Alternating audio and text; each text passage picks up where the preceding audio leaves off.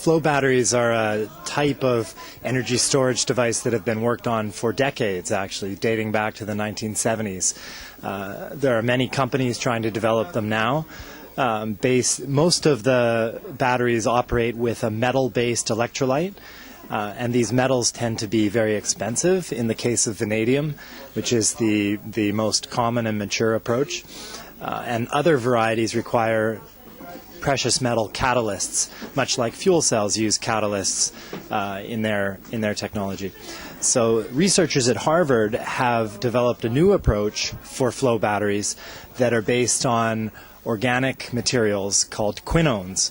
Now, quinones are a type of organic molecule that are actually commonly found in nature. So we have quinones in vegetables like rhubarb. Some have called this the rhubarb battery as a result. It's also found in aloe vera and in other organic complexes.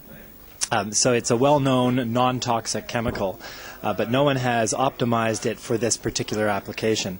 So what Harvard was able to show was that certain type of quinone has very, very promising properties for redox flow batteries. It can potentially be available very widely at low cost, because it's also, although it's found in nature, it's also well known in the industrial processes from pulp and paper mills and from petrochemical plants. So we know this chemical can be synthesized in large quantities at low cost, and what the key piece here is applying it to this flow battery technology to show that it has, even after just 1 year of development, has very promising power densities that are comparable to some of the other technologies that have been developed for decades. The research is still ongoing, although we are now working in parallel to commercialize it.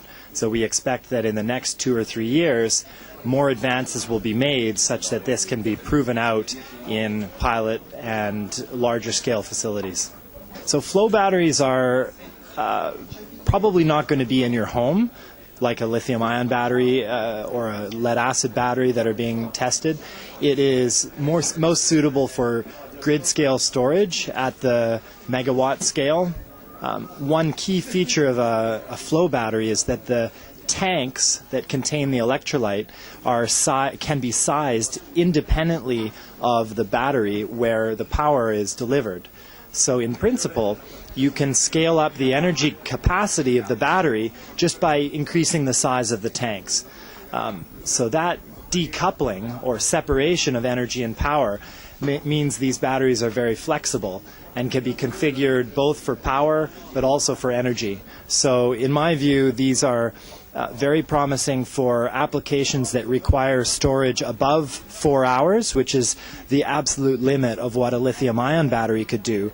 And right now there are no good solutions for storage in the 4 to 8 hour range, which we've been hearing increasing calls for from utilities for their next, I guess, the next integration of storage in their systems.